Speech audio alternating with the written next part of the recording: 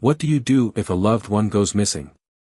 My world is turned upside down when I find out about my wife's infidelity from the damning letter she left. This story is full of twists and turns that will make you question everything. And now it's all over again. Before reconnecting, both Rachel and John had undergone some major changes in their lives. Rachel had spent years focused on advancing her career, never really establishing close, personal connections. John, on the other hand, had lost his wife, Sarah, and found himself drowning in grief. These events forced them both to rethink their futures, wondering if it was too late to start over. Their families had been close for many years, and Rachel had long admired John from afar. After her sister passed away, she started spending more time with him, and the emotional support they offered each other eventually deepened into something more. Neither of them had expected this shift, but both recognized the uniqueness and comfort in their connection. As they made their way to John's house, their thoughts lingered on how their relationship had transformed. There was no turning back to what it once was, and honestly, neither of them wanted to. Rachel was eager to move forward, while John was more cautious, though just as committed. The only question now was when they should let everyone else in on their new relationship. "Come on in," John said when they reached his house. "The boys aren't home, so we can relax and have a proper talk. I'm Detective Sergeant Max Cooper, and this is Detective Miller. We're here to talk about your wife's disappearance back on April 23rd, Cooper said. John responded, "I thought I already went over everything with the Coast Guard. There have been some recent developments since then." "Like what?" John asked, curious. "How would you describe your relationship with your wife, Mr. Harris?" Cooper questioned. "It was great. We were married for 18 years, no real issues, not until the accident." "And there were no problems in the marriage?" "No," John said firmly. "What's this all about? Do you know a man named Eric Thompson?" "No." "Should I?" John asked. "He's a senior accountant at the firm your wife worked at." "You're sure you don't know him?" "I'm sure. I didn't know many of her colleagues. She worked under Amanda, not Thompson. It was strictly professional." "What's going on here?" John asked, feeling uneasy. Cooper leaned back, still observing him. "We received an anonymous tip suggesting your wife and Mr. Thompson were involved in an affair. You didn't know anything about that?" John, visibly shaken, responded, "I don't believe it. What does this have to do with her disappearance?" Cooper continued, "We spoke to several people at her office, and a few suspected there was something between Thompson and your wife. Normally, they wouldn't have much reason to interact, but the rumors persisted." John accused them of chasing office gossip, but Cooper kept pressing. "We also interviewed Mr. Thompson. After some questioning, he admitted to the affair." Stunned, John said, "I had no idea. Why would she do this?" Cooper remained silent as John tried to process the news.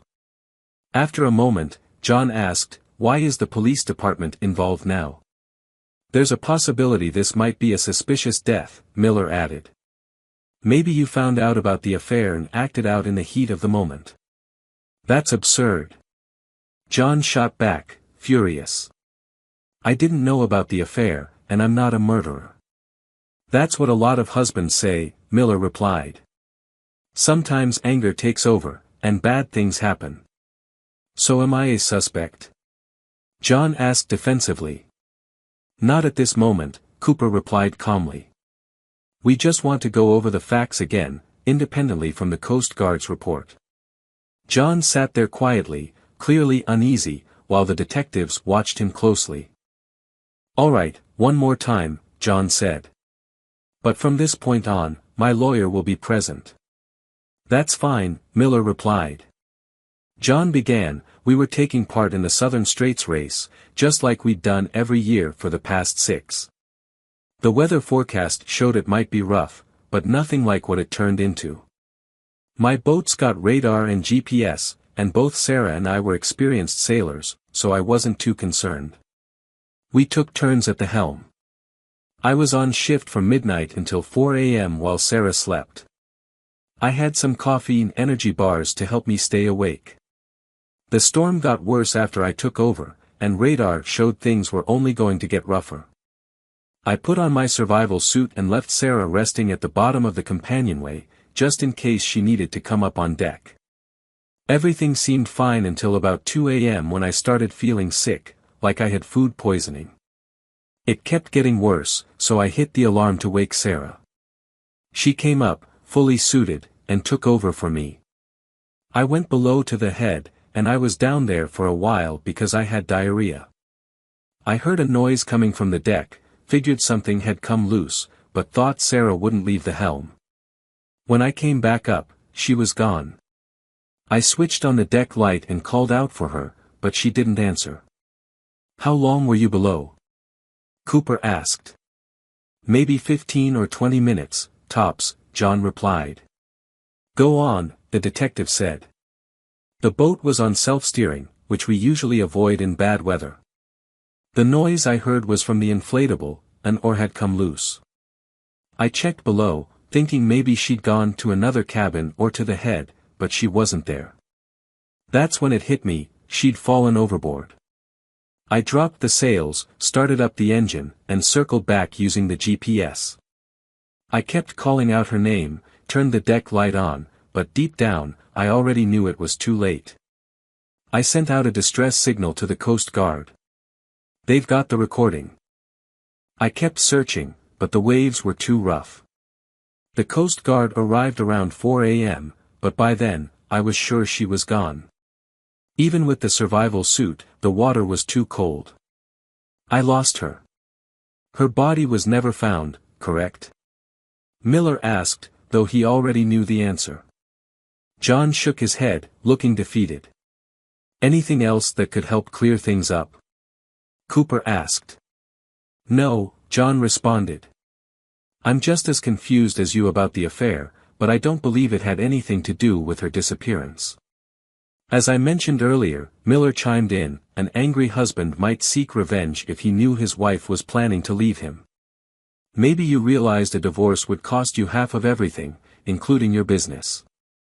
For the last time, I didn't know about any affair. It was an accident. A horrible, tragic accident. The detective sat in silence, watching John closely. Was he telling the truth? They didn't have any solid proof to suggest otherwise, but if he had known about the affair, was it really just a coincidence that she disappeared without a trace? Coincidences weren't something they often believed in. "That'll be all for now, Mr. Harris. Let us know if you plan on leaving town." "This case is still open," Miller said. John stood, clearly frustrated. "Next time, my lawyer's coming with me. I won't let you make me the scapegoat while you twist things to make 2 and 2 equal 5. He left the room, unable to slam the door because of the automatic closer. "What do you think?" Cooper asked his partner. "Hard to say," Miller replied. "It all comes down to whether he knew about the affair." "Yeah," Cooper nodded. "That's the critical piece." 3 months had passed since John had lost Sarah, and his life had been in turmoil ever since. First came the overwhelming grief, and then, a month ago, the bombshell of her affair with a colleague named Thompson. John understood why the police were suspicious. If he'd known about the affair, it would have given him a motive. Shifting from mourning to dealing with the fallout wasn't easy. Sarah's parents were devastated, especially her mom, who seemed to hold John responsible and had grown distant. The only real support he had left came from Sarah's younger sister, Rachel. Rachel, who had once harbored a teenage crush on John, had since grown into a confident, successful woman running her own interior design business. John's mother had also been deeply affected by Sarah's passing, but she had accepted it as a tragic accident, having already endured the loss of John's father during a business trip to Japan. She poured her energy into supporting John and his sons. Maya and Lucas, the twins, were handling their mother's death better than John was. Maya was focused on earning an academic scholarship, while Lucas was gearing up to join the family business. John hadn't yet told them about their mother's affair or the ongoing police investigation. After a small memorial service, a plaque was placed in a park near Sarah's parents' home. Her father appreciated the gesture, but her mother remained distant toward John, only showing affection to her grandchildren. Rachel started visiting John on weekends, encouraging him to get back into sailing, but he hadn't set foot on the Seafarer Lady since the accident. When he mentioned selling the boat, both Rachel and the boys protested, so it stayed docked and used. John found solace in his work at Harris Plastics, a company that specialized in packaging for industries like pharmaceuticals and cosmetics. His father had steered the business away from the crowded beverage packaging market, and John continued with the same approach, keeping the company successful. He worked closely with his college friend, Greg Allen, who was the sales manager. They not only worked well together but had also built a strong friendship outside of business. Although John stayed away from his sailboat, he often found comfort at the yacht club, especially in the dining room and bar. His father had once been the Commodore, and there had been expectations for John to take on that role, but Sarah's death had delayed those plans.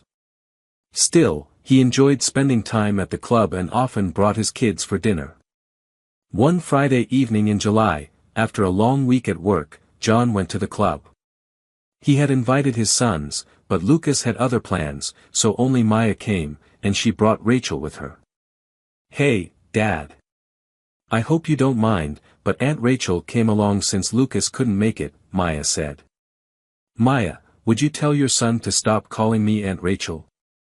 It makes me feel old," Rachel joked. "Maya, respect your aunt's wishes," John responded with a grin. "So, should I just call her Rachel?" Maya asked, amused. "Sure, or maybe something like babe or hot stuff," John joked, making the group laugh. It was the first time in months John could remember genuinely laughing.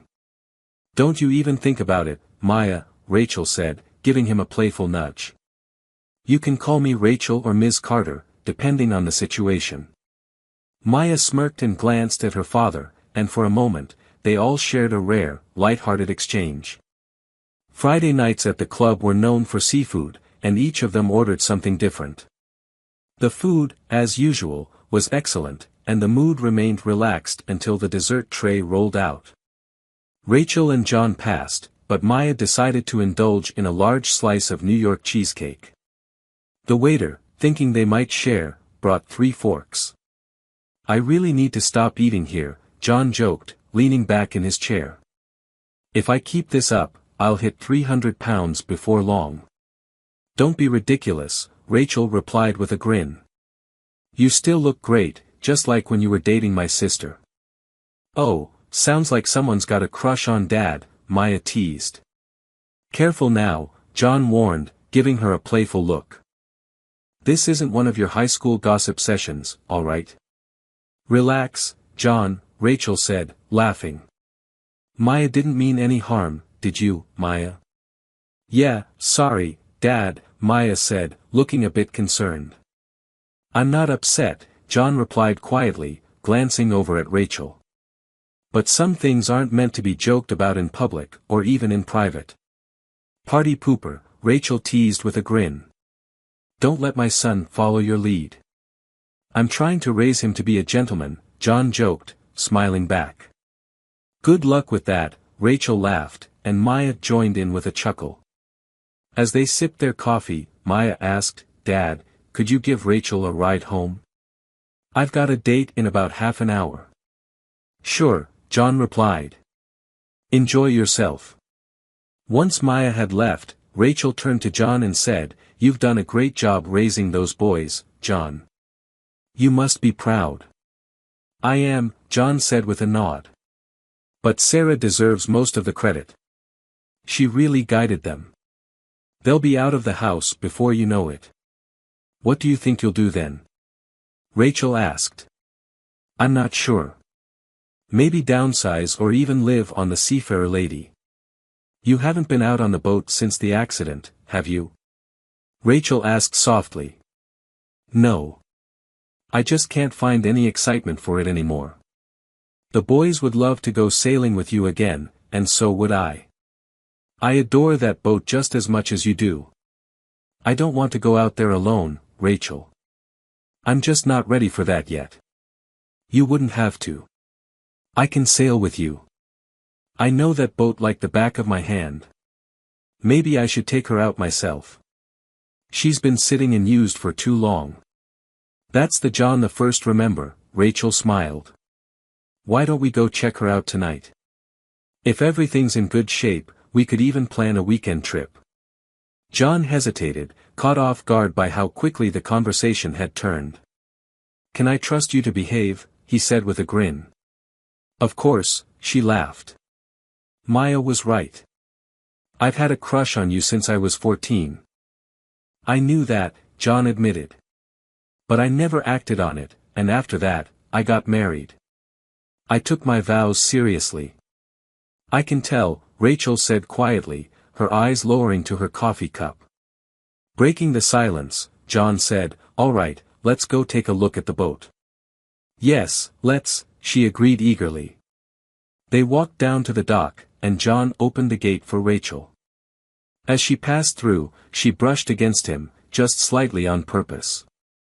John watched her head toward the seafarer lady. Rachel had never married, always saying she just hadn't found the right man. Sarah used to tease her about not looking hard enough. Rachel had built a successful interior design business, starting it on her own at 27 and establishing herself by the time she turned 33. Sarah, on the other hand, had been tall and slender, always well put together, but never too flashy. She had worked as an accountant before deciding to stay home when the twins were born.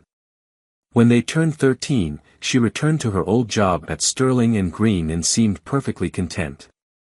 She wasn't very outgoing at work, which fit her more introverted personality.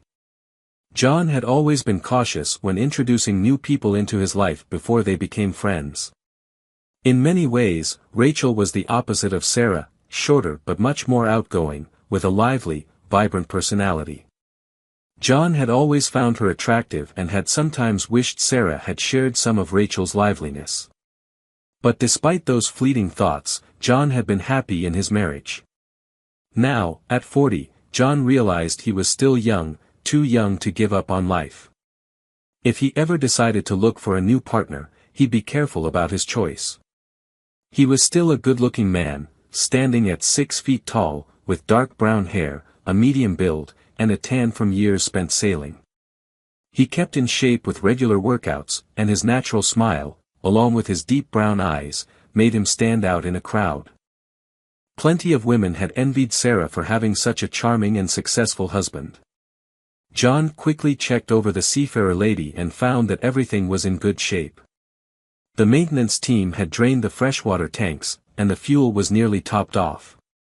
The batteries and other systems were all running smoothly, and he left instructions to have the water refilled in the morning. All he really needed to do that night was gather some food and drinks for the trip. As John lay in bed that night, his mind drifted to Rachel. It felt a little strange to think about dating his late wife's sister, though he knew there wasn't anything wrong with it. Rachel had certainly come a long way since her awkward teenage years. Still, the thought didn't bother him. Rachel had often joined them on weekend sailing trips, so taking her out on the seafarer lady felt natural enough. He left a note for Maya and Lucas, inviting them to come along for the weekend, then packed his bag.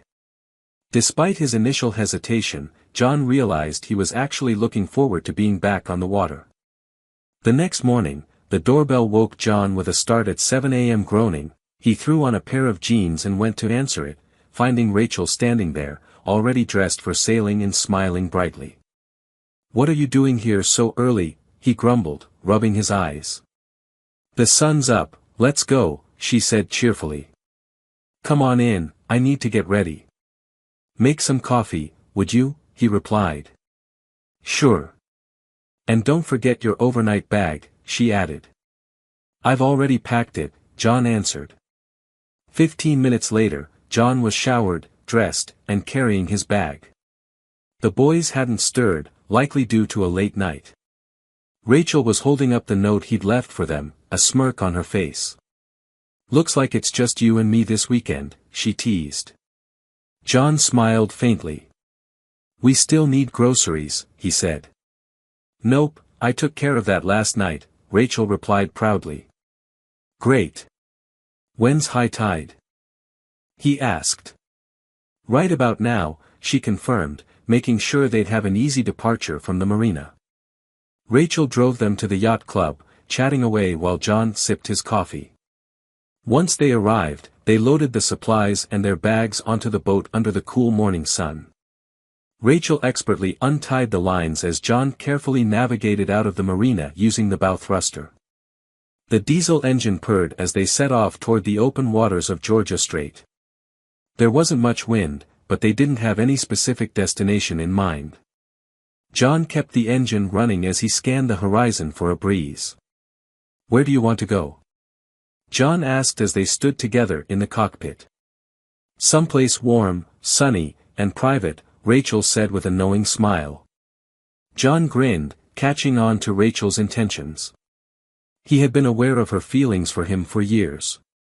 When she was 14 and he was 21, it had been awkward. Later, as she grew into a confident and attractive woman, he sometimes avoided being alone with her, but Sarah had always laughed it off. Now, with both of them single, the situation felt different. Since Sarah's death, Rachel had been checking in on him, helping with the boys, and taking care of household chores while managing her own business.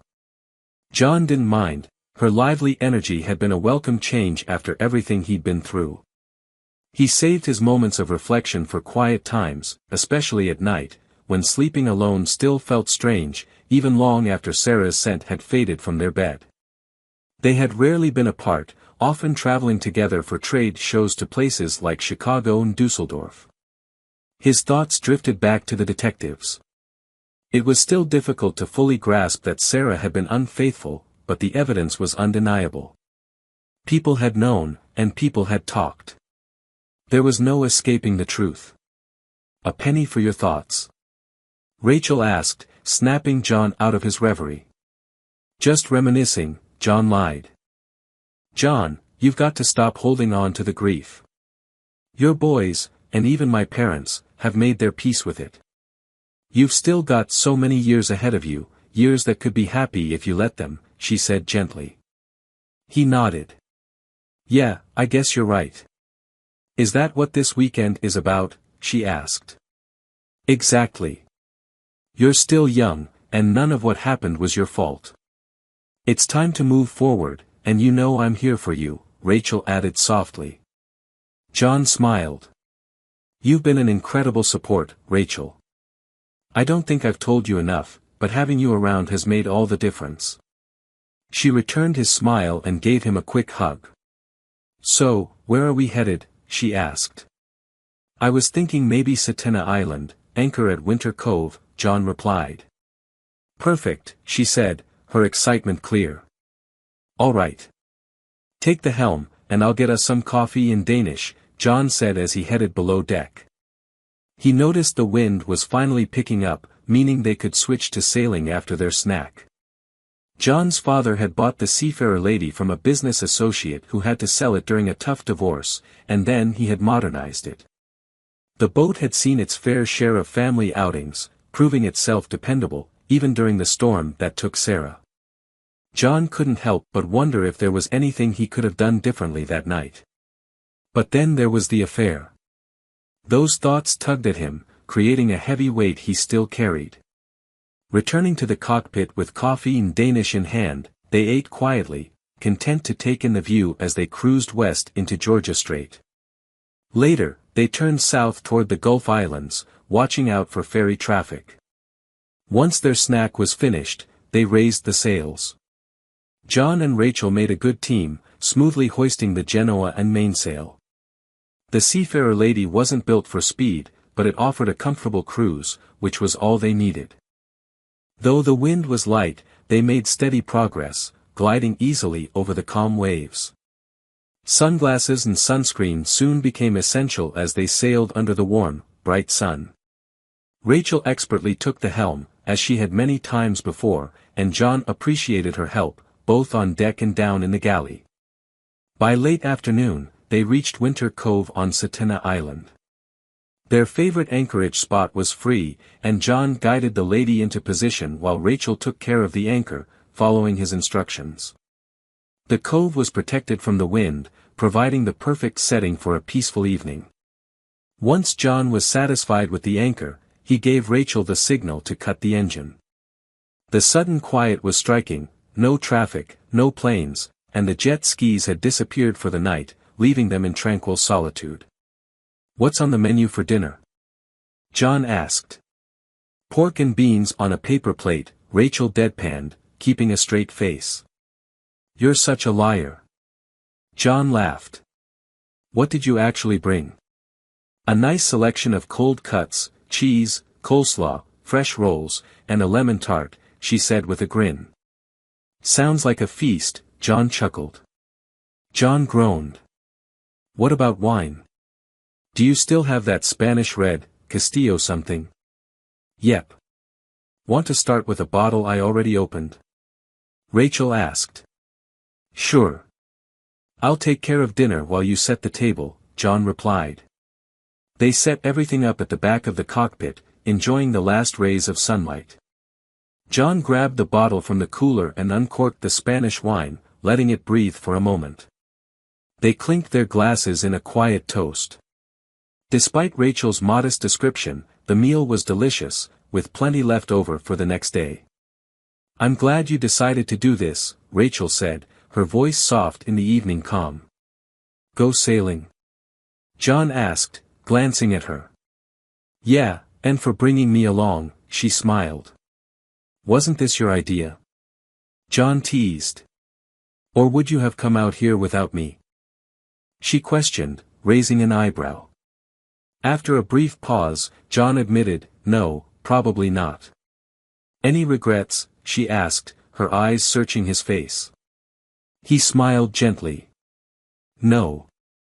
They continued eating in a comfortable silence, enjoying the wine and the peaceful surroundings. After a while, Rachel broke the quiet again. "John, have you heard of the 5 stages of grief?" John, caught off guard by the question, looked at her. "Yeah, I think so, denial, anger, bargaining, depression, and acceptance, right?" "Exactly. Where do you think you are in all that?" she asked gently. "I haven't really given it much thought," John replied, looking away for a moment. "There's no denying Sarah's gone, and I was angry for a while, mostly blaming myself. The depression hit me hard, but I'm working through it. The pain's still there, though." "Do you feel like you're getting close to acceptance?" Rachel asked softly. "It's more complicated than that," John said, his voice heavy with the weight of the truth he was holding. "I found out some things that changed everything." Rachel's expression shifted, realizing what he was hinting at. "She cheated on you, didn't she?" she asked, her voice edged with anger. John was a little surprised at how quickly she pieced it together. He nodded but didn't say anything. "That selfish, thoughtless woman." Rachel fumed. "How did you find out?" "I don't want the family to know," John said quietly. "It would hurt too many people. She's gone now, so what's the point?"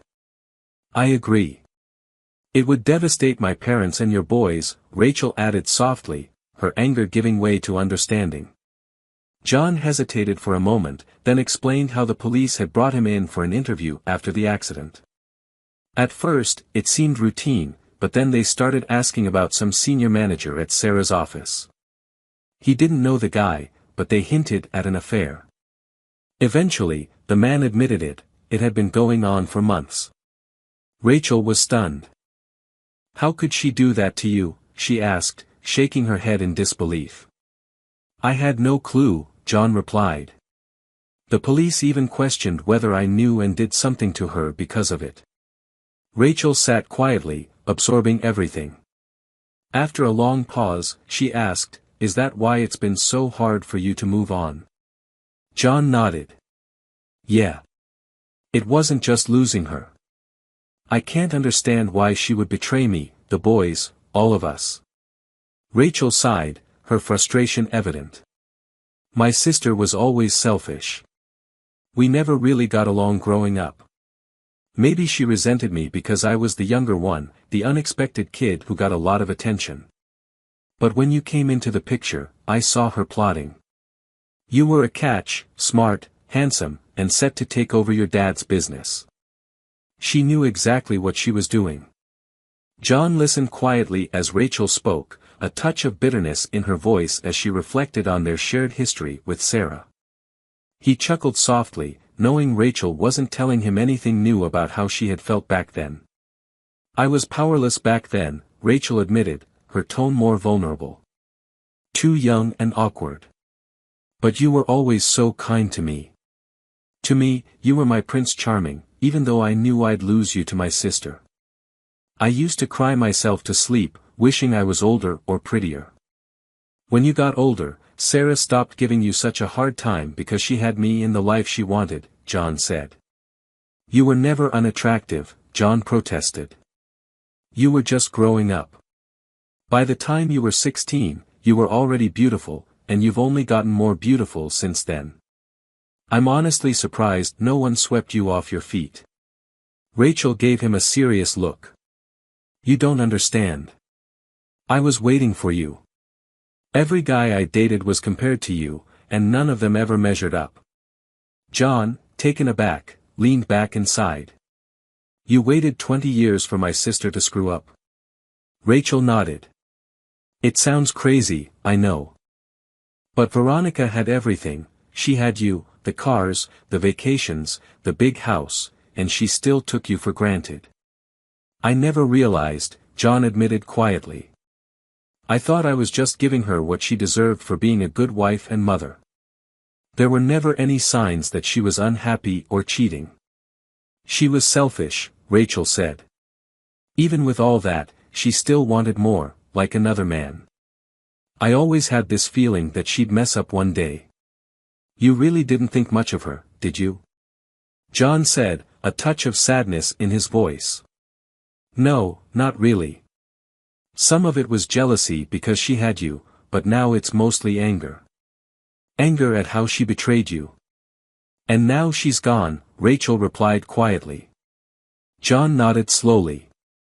Yeah, and you're still here. I don't know what to do, Rachel. It's too soon for me to figure out the future, he sighed deeply. I'm attracted to you, but everything I believed about my marriage has crumbled, and it's messing with my head. I might actually need therapy to make sense of all this. Therapy? Really? Rachel asked, surprised. Maybe.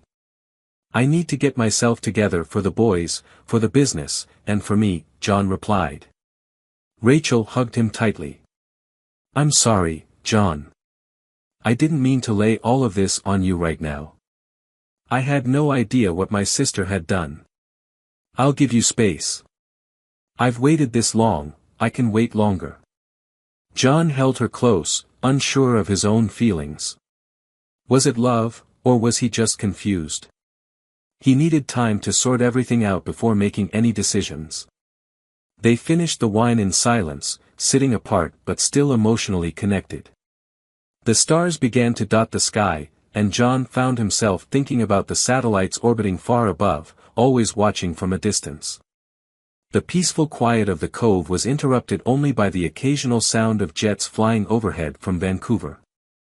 As night fully settled in, they closed up the cockpit and headed below deck. John took the forward stateroom while Rachel chose one of the aft guest rooms. The boat could sleep 7 people, though in recent years, it had rarely been filled, usually just John, Sarah, the boys, and sometimes Rachel. John woke early on Sunday morning as sunlight filtered into the cabin. Realizing he wouldn't be able to fall back asleep, he grabbed some clean clothes and headed to the forward head for a quick shower and shave. When he emerged, Rachel was already in the galley, wearing a sheer dressing gown and making coffee. Morning, he greeted her with a smile. Hey. Did you sleep well? She asked, glancing over at him. Yeah, how about you? Okay, but we did talk about some pretty heavy stuff last night, she admitted. I didn't mean to drop all of that on you. No, I'm glad you did. It was something I needed to hear, John said. He couldn't help but notice how her gown revealed the outline of her figure, and a familiar attraction stirred in him. Although he'd seen her in bikinis before, this felt different. Now that Sarah was gone, the hesitation he'd once had seemed to be fading. John poured himself a bowl of cereal, knowing that Rachel probably wouldn't want a big breakfast. As he ate, he reflected on how much his life had shifted. The grief that had once consumed him had slowly given way to a feeling of freedom, especially after finding out about Sarah's affair. For the first time, he realized he was free to explore new relationships, including with Rachel. When she returned, now dressed in snug shorts and a tank top, John teasingly asked, "Are you sure you'll be warm enough in that?" "I'll just add layers if I need to," she joked. Besides, layers are easy to take off. As they got ready to pull up the anchor, John found himself contemplating his change in mindset. Sarah's betrayal had broken his emotional attachment to her, but he still wasn't sure how long he should wait before moving on. Was he worried about what Rachel's parents, his own mother, or even the police might think? Or was it finally time to focus on his own happiness? They motored out of the cove, gliding through Active Pass and into the Georgia Strait, enjoying the calm morning with only a few boats around. Even though the wind was light, John and Rachel decided to raise the sails, hoping the breeze would pick up later. "Can you take tomorrow off?" John asked. "I could, especially since I've got my phone with me." "I'm thinking of playing hooky," she said with a grin. "Good plan."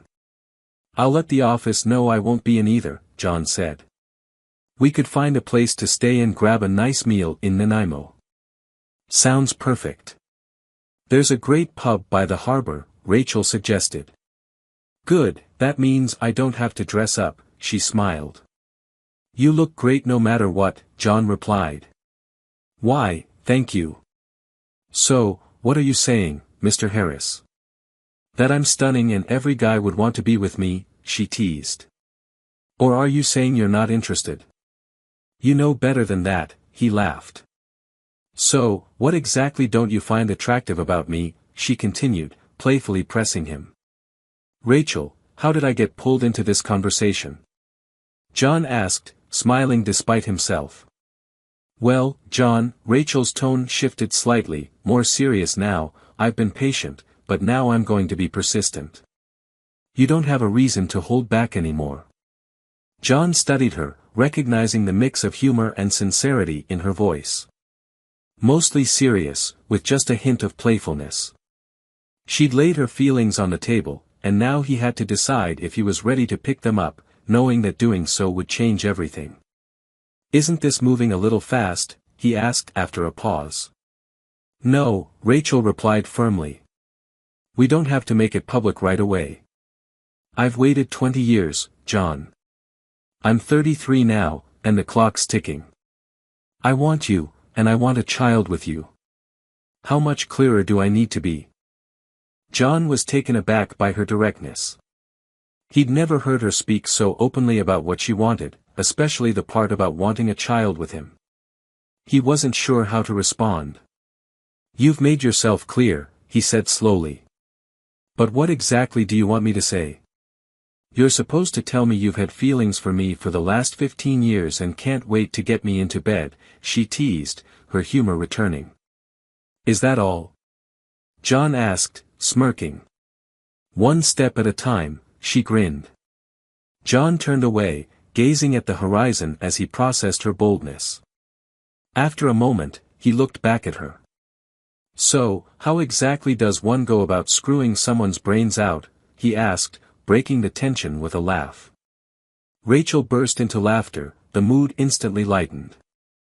She walked over, wrapped her arms around John's neck, and kissed him deeply. "If you let me, I'll show you," she whispered. "I'm looking forward to it," John said, pulling her in for another kiss. "You really mean it?" she asked, still a little unsure. "Are you taking back your offer?" he teased. "Never. You're mine, John Harris, and I'm not letting you go. John believed her completely. What are you thinking now? She asked. I'm just wondering how you're so sure. I don't want to let you down. Sarah used to brag about you after a drink or two, Rachel said with a mischievous smile. John's mood shifted, and Rachel noticed immediately. Are you embarrassed by what she might have said? She asked. Yeah. I didn't think she'd share stuff like that, John admitted. She was more likely to tell me than anyone else, Rachel reassured him. But let's not dwell on that. She's gone, and I'm here. I want to help you forget the bad and focus on the good. That's really all I can hope for, I guess. And I'll show you just how good life can be, she smiled. John laughed and kissed her again. He knew that healing and moving forward would take time, but with Rachel's determination, he believed he could get there. They spent the rest of the afternoon sailing toward Nanaimo harbor. By the time they arrived, John had mentally committed to moving forward with Rachel. They talked about lighter topics, though John knew there was still a lot to learn about this woman who was so determined to be part of his future. Rachel had pushed him to make a decision, either take the leap or walk away, and he decided to jump. She was thrilled but remained patient, understanding that they had too much in common for this relationship to fail. Later, as they strolled hand in hand from the pub, John couldn't shake the lingering doubts that gnawed at him. He had committed to Rachel, but what kind of commitment was it? Was it just about the physical connection? He knew Rachel saw it as something much deeper. You're awfully quiet, Rachel said as they reached the dock. Maybe I'm having second thoughts, John admitted. I feel guilty, like I'm somehow cheating on Sarah. I know it sounds ridiculous, but that feeling's still there, eating at me. Rachel stopped, looking at him with genuine sadness. I don't want to push you into anything you're not ready for, she said softly. I know what I want, but not at any cost. I'll give you the time you need to figure things out. John smiled. You're special, and I do love you. I'm just not sure what kind of love that is yet. Rachel smiled back, willing to be patient again. She knew that when the time was right, she wanted it to be real. They boarded the boat and went below to the lounge. John poured them each a glass of brandy and turned on the TV. They sat quietly, watching a PBS special about a rock star, using it as a distraction until it was time for bed. John kissed Rachel goodnight and headed to the forward stateroom. Rachel lingered in the lounge, thinking about how close she had come to securing John's commitment, but she knew better than to push further that night. Pushing too hard could ruin everything. As she reflected, Rachel wondered how much longer she could wait. If John wasn't going to fully commit, she knew she might have to move on with her life. Meanwhile, John lay in his bunk, replaying their conversation over in his mind. Had his hesitation been driven by fear? He felt torn between his feelings for Rachel and the uncertainty of what their future could hold. Sarah's betrayal still haunted him, and even though he knew she had been unfaithful, it didn't give him the peace he had hoped for. The image of their once perfect marriage felt shattered. After hours of lying awake, John finally got out of bed. He noticed the lights were off, and Rachel's door was closed. Grabbing a beer, he slipped on his headphones and let the soft music try to calm him. Eventually, he drifted off into a vivid dream. He saw Rachel in tears, smelled Sarah's familiar scent, and felt a soft kiss that startled him awake. When he opened his eyes, Rachel was kneeling beside him, smiling. The kiss, the scent, it had been her. Rubbing his eyes, he pulled off his headphones. I must have dozed off, he muttered. Rachel grinned and held up his half-empty beer bottle. Did you drink yourself to sleep? What time is it? He asked, glancing around groggily. About 2 a.m. Couldn't sleep either. John shook his head. No. You. Same here. You were having quite the dream, she said. Talking in your sleep. Sarah never mentioned you did that. John leaned in slightly. In the dream, you were crying. I wasn't crying, Rachel reassured him, gently. Must have been just in a dream, John said, hesitating before he added, I didn't want to hurt you in the dream. Still kneeling beside him, her arms resting on his leg, Rachel looked up at him. You care about me, don't you? She asked softly. You know I do, John replied, his voice steady. I'm just trying to figure out if it's something more. After a quiet moment, John met her eyes and asked, Rachel, will you stay with me tonight? She nodded and helped him up, leading him to his stateroom. This was the moment she had been waiting for. The next morning, John woke up with Rachel beside him, her body pressed against his. He glanced at the clock, it was past 8 a.m. His thoughts returned to the previous night and the dream. What did it all mean? He wasn't entirely sure, but one thing was clear, he had made love to Rachel, and it felt right.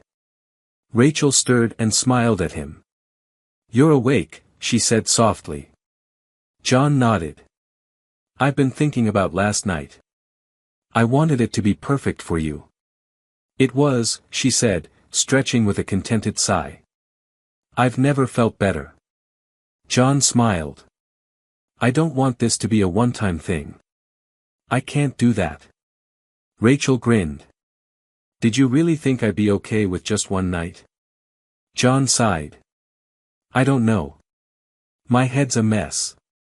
Rachel wrapped her arms around him, pulling him close. I'll make it better, John. I promise. He hugged her tightly. I believe you, Rachel. I really do.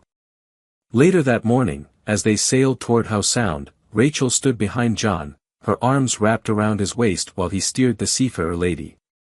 The wind had shifted west, helping them along on their journey. It was a quiet Monday morning, with barely any other boats on the water. As Rachel thought about the night and morning, she marveled at how quickly their relationship had transformed. What had started as an unexpected moment had now turned into something deeper, real love, far beyond what she had ever imagined. Making love to John had confirmed it for her, he was the man she had dreamed of for so long. They reached Fisherman's Cove at half-tide, making the docking process easier. Rachel swiftly tied up the boat, and together they quietly loaded their gear onto a cart before heading for the parking lot. The drive back to John's house was silent, both of them deep in thought about how much had changed. Their relationship was different now, and there was no going back. Even though it was a big step, neither of them wanted to return to how things had been before. When they arrived at John's house, he invited Rachel inside, knowing the boys wouldn't be home for a while yet. Mrs. Campbell, the housekeeper, greeted them, surprised to see them back so early. John and Rachel made their way to the deck, where they could talk privately over glasses of wine. After a few moments of silence, John finally asked, So, what happens next? Is it too soon to tell the boys or our parents? Rachel thought for a moment before answering. Probably. I don't think we need to rush into telling anyone just yet. We're still getting used to this ourselves, and there's a lot we still need to figure out about each other. John smiled.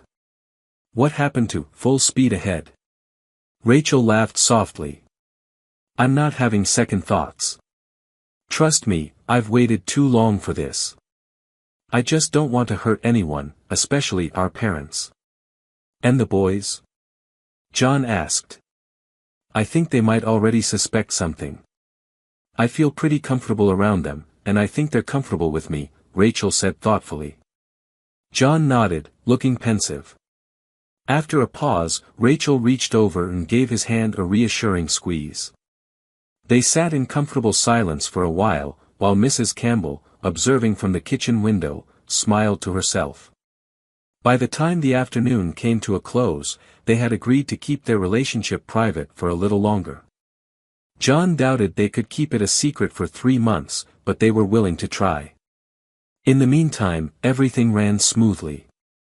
August was hot and dry, and John and Rachel spent every weekend sailing on the Seafarer Lady. The boys, not particularly interested, often found reasons not to join them, giving John and Rachel the privacy they cherished. Once the boys returned to school, not much changed for John. He was glad they'd be home most nights, bringing a sense of normalcy back to the house. The chaos of losing Sarah had cast a shadow over those months from April to June, but by summer, things began to settle. Maya focused on her scholarship exams and spent time with her boyfriend, while Lucas worked at Harris Plastics, handling quality control. John kept busy with his work but thought about Rachel every day, eagerly looking forward to their weekends together. He grew more confident in his love for her as time went on. The memories of Sarah faded, and eventually, his dreams of her stopped entirely. Rachel had taken her place in his heart, and John realized he hardly thought of Sarah anymore. But on September 1st, John received an unexpected call from the family lawyer, Malachi Wise. "Hey, John. It's been a while. How are you?" Malachi asked. "I'm doing well. What's going on?" John replied. "I just wanted to check in and ask why you haven't come by to discuss Sarah's will. I probably should have reached out sooner, but there didn't seem to be any urgency." "Her will?" John asked, surprised. "I hadn't really thought about it. She hasn't been officially declared dead, just missing and presumed drowned." "That's true, but we can still review the will, even if we can't act on it just yet. Let's set up a time to go over it and tie up a few loose ends from her estate." "Friday morning works for me," John agreed. On Friday, John arrived at Malachi's office, and the two went to lunch afterward. Over the meal, they caught up. John shared how he'd been spending time with Rachel and how she had helped him move forward after Sarah's death. Malachi asked about the boys, and John reassured him that they were both doing well in school. As they finished eating, Malachi turned to the real reason for their meeting. "John, were you aware that Sarah made an addition to her will just 2 weeks before she went missing?" Malachi asked. "No, I wasn't." "What kind of addition are we talking about?" "She left a sealed letter addressed to you. The will itself wasn't changed, but this letter was added. Since you already have a copy of the will, you can read the letter now if you'd like." John looked puzzled. "And this was just before the accident?" "Yes, on March 29th, about 3 weeks before she disappeared." "I have no idea what it could be about," John said, still confused.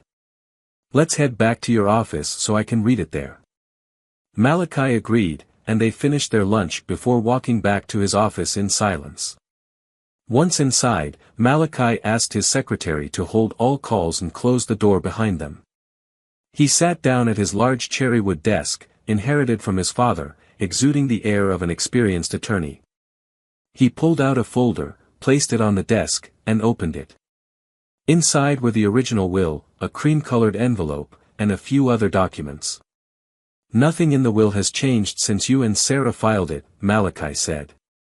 "You probably have a copy at home or in a safe deposit box." "Yeah, I've got both," John confirmed.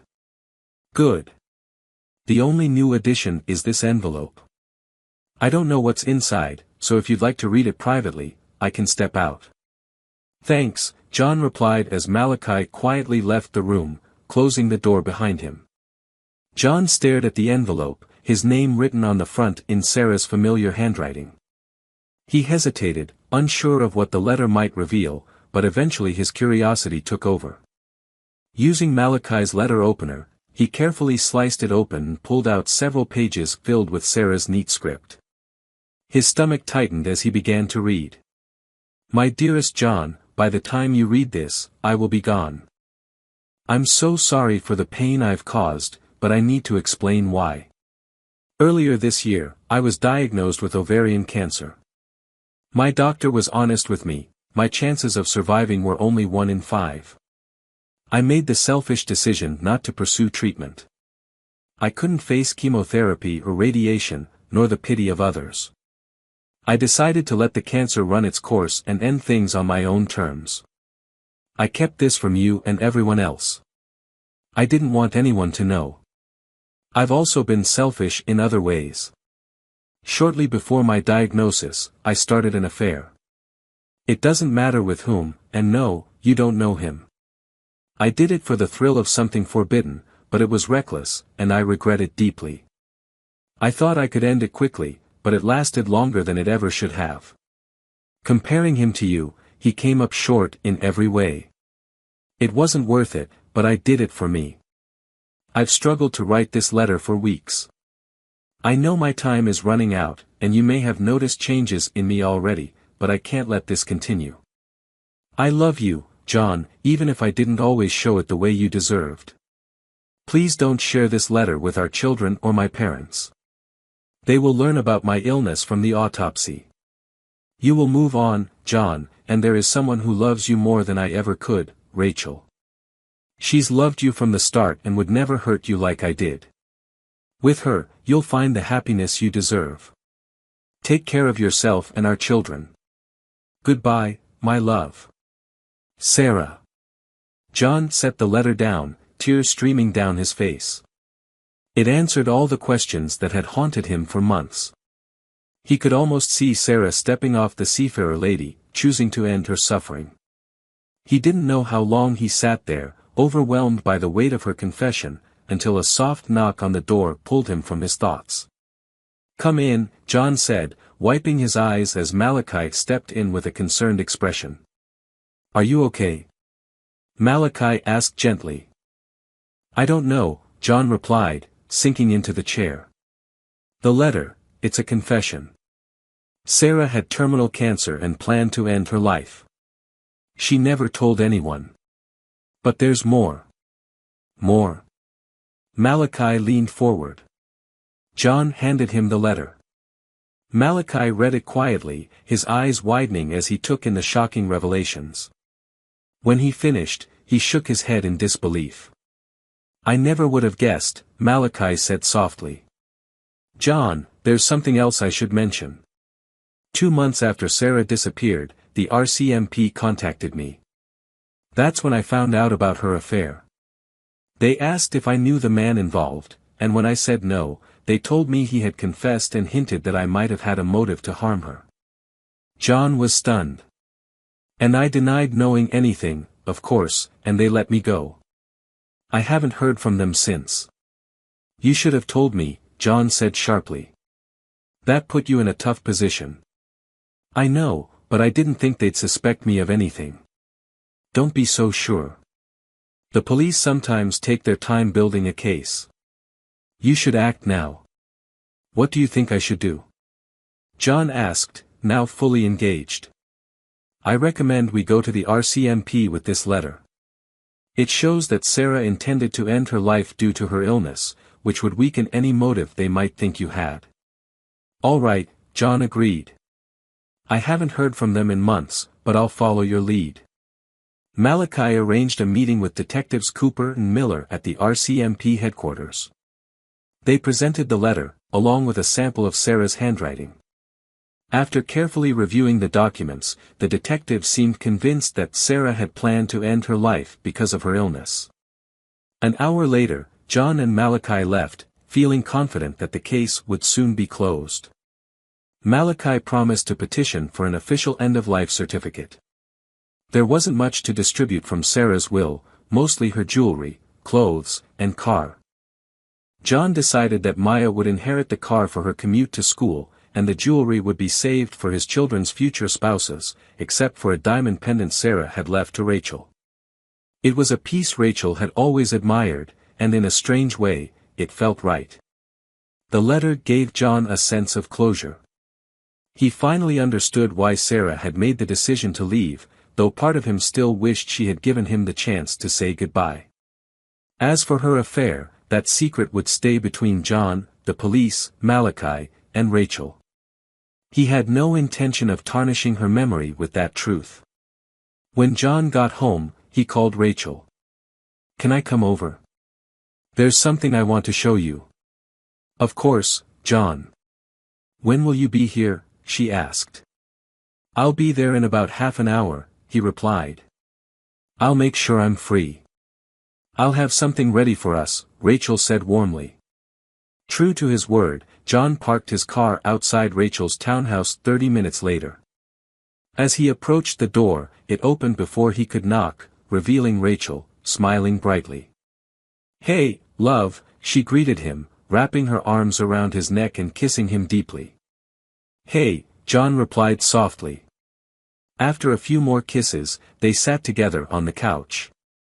John placed the cream-colored envelope on the coffee table. "What's that?" Rachel asked, curious. "I met with Malachi Wise today. Sarah left this letter with her will to be opened after she passed. She gave it to him just before she disappeared. You should read it." Sensing the seriousness in his voice, Rachel nodded. He handed her the letter and poured 2 glasses of wine while she read it. When he returned, he saw tears streaming down her face. She finished reading, set the letter down, and embraced John tightly. "I had no idea," Rachel whispered, her voice shaky. "She kept everything so well hidden." "I know," John replied softly. "She fooled all of us. It explains what happened that night on the Seafarer Lady." Rachel wiped away her tears. "My poor sister, going through all of that alone. She really was an incredible actress. And now I need to be careful, cancer runs in families." "I hadn't thought of that," John admitted, his brow furrowing. "John, we can't tell my parents about this, about the cancer or the affair. It would destroy them." "I agree," John said firmly. "I won't tell the kids or my mom either. They don't need to know. I'll lock the letter away in the safe deposit box, but if you'd prefer I destroy it, I will." "I'm not sure," Rachel replied, her voice trembling. "Let's just put it away for now and decide later." "Okay. I'll store it tomorrow," John reassured her. Dinner that evening was quiet, the weight of the letter still hanging between them. Later, they sat on the couch together, half watching TV, though neither of them could focus. After a while, Rachel took John's hand and led him to the bedroom. They made love gently, understanding that what Rachel needed most was comfort, not passion. John stayed the night, knowing that his presence brought her the solace she needed. The letter had shifted Rachel's entire perception of her sister. She could almost understand why Sarah had made the choices she did, though the affair starting before the cancer diagnosis still puzzled her. What shocked Rachel even more was Sarah's acceptance of her feelings for John, as if her sister had become someone she barely recognized. Later, as they lay in bed, John spoke softly. "Rachel, I think it's time we tell the kids and our parents about us. I love you, and I want to marry you. It's time everyone knew." Rachel smiled, touched by his words. "I want that too." "Tomorrow," John said. "Tomorrow will be the start of something new for us."